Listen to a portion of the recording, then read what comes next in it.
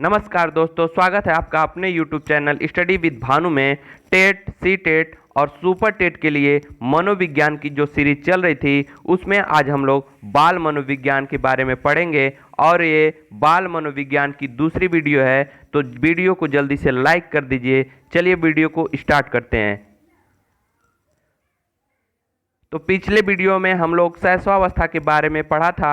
अब कुछ शैशवावस्था के बारे में कुछ बहुत ही इम्पॉर्टेंट कथन है जो एग्जाम में हमेशा आते हैं, उसको हम लोग देखेंगे। तो पहला कथन है फ्रायड के अनुसार। फ्रायड ने शैशवावस्था के बारे में क्या कहा था वो हम लोग देखेंगे उनके इस कथन में। तो उन्होंने कहा था कि मनुष्य को जो कुछ बनना होता है प्रारंभ के 4-5 वर्षों में ही बन जाता है। अर्थात हमने शैशवावस्था में एक पॉइंट बताया था कि शैशवावस्था को भावी जीवन के आधारशिला के रूप में देखा जाता है। वही इस फ्रायड के कथन में बताया गया है कि मनुष्य को जो कुछ बनना होता है प्रारंभ के 4-5 वर्षों में ही बन जाता है। अगला कथन है क्रो एंड क्रो के अनुसार। एक मनोवैज्ञानिक थे क्रो एंड क्रो, उन्होंने शैशवावस्था के बारे में अपना कथन दिया है। उन्होंने कहा है कि 20वीं शताब्दी बालक की शताब्दी है। अर्थात 20वीं शताब्दी में बालक को केंद्र मानकर शिक्षा दिया जाता है, इसलिए उन्होंने कहा है कि 20वीं शताब्दी बालक की शताब्दी है। चलिए अगला पॉइंट देखते हैं।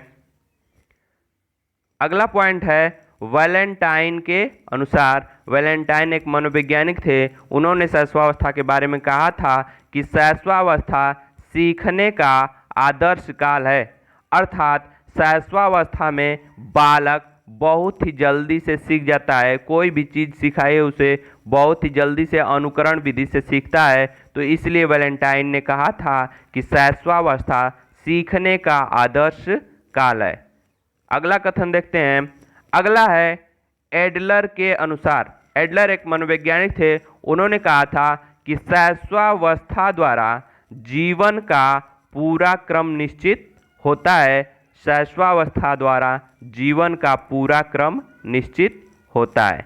ठीक है, तो ये कथन था शैशवावस्था के बारे में जो कि बहुत ही इम्पॉर्टेंट है। इस कथन को याद रखिएगा और ये बहुत बार एग्जामों में पूछ चुका है, तो बहुत ही इम्पॉर्टेंट कथन थे। अब देखते हैं अगला पॉइंट। अगला पॉइंट है बाल्यावस्था। हम लोगों ने शैशवावस्था के बारे में जान लिया, अब हम लोग पढ़ेंगे बाल्यावस्था के बारे में। तो बाल्यावस्था की अवधि होती है 6 से 12 वर्ष तक। 6 से 12 वर्ष तक के बालक को बाल्यावस्था के अंतर्गत रखा जाता है। तो उसमें पहला पॉइंट देखते हैं। इस अवस्था को जीवन का अनोखा काल कहा जाता है। ये टेट एग्जाम में पूछा हुआ क्वेश्चन है, ये इंपॉर्टेंट है बहुत।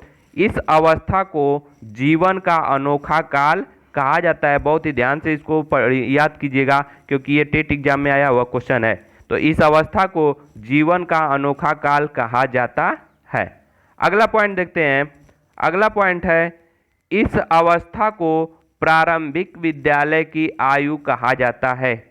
इस अवस्था को प्रारंभिक विद्यालय की आयु कहा जाता है क्योंकि कोई भी बच्चा या शिशु 5 वर्ष के बाद ही विद्यालय में, प्राथमिक विद्यालय में जाता है। तो उसकी विद्यालय की आयु जो होती है 6 वर्ष से स्टार्ट होती है, तो बाल्यावस्था होता है 6 से 12 वर्ष तक। इसीलिए इसको प्रारंभिक विद्यालय की आयु कहा जाता है। इसमें बालक विद्यालय में जाना प्रारंभ करता है। चलिए अगला कथन देखते हैं। अगला कथन है बाल्यावस्था को रास ने मिथ्या परिपक्वता काल कहा है। बाल्यावस्था को रास ने मिथ्या परिपक्वता काल कहा है। अब मिथ्या मतलब होता है झूठ, परिपक्वता मतलब परिपक्व हो जाना।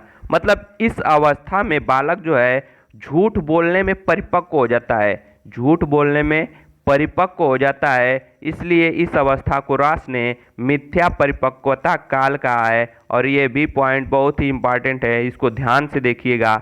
ये बाल्यावस्था में जितने भी पॉइंट हम बताएंगे वे सब इम्पॉर्टेंट हैं और टेट एग्जाम या सुपर टेट एग्जाम में आए हुए हैं। तो अगला पॉइंट देखते हैं। इस अवस्था में बच्चों को रचनात्मक कार्यों में विशेष आनंद मिलता है। अर्थात इस अवस्था में बालक मिट्टी के बर्तन, मिट्टी के खिलौने बनाना अधिक पसंद करते हैं और उसके साथ खेलते हैं। तो इस अवस्था में बच्चों को रचनात्मक कार्यों में विशेष आनंद मिलता है। चलिए अगला पॉइंट देखते हैं। अगला पॉइंट है रचनात्मक प्रवृत्ति के साथ साथ इस अवस्था में संग्रह करने की प्रवृत्ति भी जागृत होती है। संग्रह मतलब इकट्ठा करने की प्रवृत्ति जागृत होती है। जैसे देखते हैं कोई भी बालक कहीं भी घूमते रहते हैं तो कोई भी चीज़ पाते हैं तो उसको लाकर एक जगह इकट्ठा करते हैं। तो रचनात्मक प्रवृत्ति के साथ साथ इस अवस्था में संग्रह करने की भी प्रवृत्ति पाई जाती है। अगला पॉइंट देखते हैं। अगला पॉइंट है इस अवस्था में बच्चों में सामूहिक खेलों में भाग लेने की प्रवृत्ति बहुत अधिक विकसित होती है। अर्थात इस अवस्था के बालक सामूहिक खेलों में बहुत ही आनंद लेते हैं और इस अवस्था को सामूहिकता की भावना कहा जाता है। इस अवस्था में सामूहिकता की भावना जागृत होती है और ये क्वेश्चन भी टेट एग्जाम या सुपर टेट एग्जाम में आया हुआ है और ये बहुत इंपॉर्टेंट है। पूछता है क्वेश्चन कि सामूहिकता की भावना किस अवस्था में जागृत होती है, तो किस अवस्था में? बाल्यावस्था में। ठीक है, अगला पॉइंट देखते हैं। आगे है किशोरावस्था। बाल्यावस्था के बारे में हम लोग जान लिया और शैशवावस्था के बारे में। अब हम लोग देखेंगे किशोरावस्था के बारे में। तो किशोरावस्था की अवधि होती है 12 से 18 वर्ष। 12 से लेके 18 वर्ष के बालक को किशोरावस्था के अंतर्गत रखा जाता है। उसमें पहला पॉइंट है स्टैनले हॉल ने इस काल को तनाव, तूफान एवं संघर्ष का काल कहा है। स्टैनले हॉल का बहुत ही प्रसिद्ध, बहुत ही इम्पॉर्टेंट है किशोरावस्था में। ये स्टैनले हॉल का कथन बहुत ही इम्पॉर्टेंट है। अभी इनका कथन हम लोग आगे देखेंगे, लेकिन देखते हैं स्टैनले हॉल ने इस काल को तनाव, तूफान एवं संघर्ष का काल कहा है। बहुत बहुत इम्पॉर्टेंट है, इसको ध्यान से देखिएगा। अगला पॉइंट देखते हैं। अगला पॉइंट है यह विकास की सबसे जटिल अवस्था मानी जाती है। यह विकास की सबसे जटिल अवस्था मानी जाती है क्योंकि इस अवस्था में कई तरह के परिवर्तन होते हैं। शारीरिक, मानसिक और बौद्धिक विकास में बहुत ही तेजी से परिवर्तन होता है किशोरावस्था में, इसलिए इस अवस्था को जटिल अवस्था माना जाता है। अगला पॉइंट देखते हैं। अगला पॉइंट है इस अवस्था में संवेग में तीव्रता पाई जाती है। संवेग क्या होता है? क्रोध, भय, प्रेम को क्या कहा जाता है? संवेग कहा जाता है। इस अवस्था में बालक बहुत ही देखते हैं बहुत तेजी से क्रोधित हो जाता है, किसी बात को लेकर बहुत तेजी से क्रोधित हो जाता है। तो इस अवस्था में संवेग में तीव्रता पाई जाती है। अगला पॉइंट है इस अवस्था में बुद्धि, कल्पना, तर्क शक्तियों का पर्याप्त विकास होता है। बालक के मानसिक, शारीरिक और बौद्धिक विकास में जो भी परिवर्तन होते हैं वे किशोरावस्था में पूर्ण हो जाते हैं। किशोरावस्था में जो भी परिवर्तन होते हैं वो लगभग पूर्ण हो जाते हैं। बुद्धि का विकास या शारीरिक विकास या मानसिक विकास जो भी विकास होना होता है किशोरावस्था का 18 वर्ष की आयु तक जो भी विकास होता है वो लगभग पूर्ण हो जाता है। इसलिए इस अवस्था में बुद्धि, कल्पना, तर्क शक्तियों का पर्याप्त विकास होता है। चलिए आगे देखते हैं। आगे है किशोरावस्था की परिभाषाएं। किशोरावस्था के बारे में कुछ कथन है जो कि बहुत ही इंपॉर्टेंट है, उसको ध्यान से देखिएगा। तो इसमें पहला कथन है स्टैनले हॉल के अनुसार, ये बहुत बहुत बहुत इंपॉर्टेंट है इनका कथन। स्टैनले हॉल ने कहा था किशोरावस्था बड़े तनाव, तूफान, संघर्ष एवं विद्रोह की अवस्था है। किशोरावस्था बड़े तनाव, तूफान, संघर्ष एवं विद्रोह की अवस्था है। अगला देखते हैं पॉइंट। अगला पॉइंट है रास के अनुसार।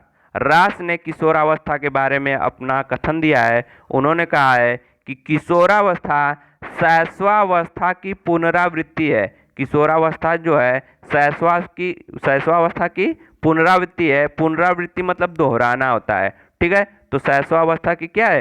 पुनरावृत्ति किशोरावस्था है। ठीक है, अगला पॉइंट देखते हैं।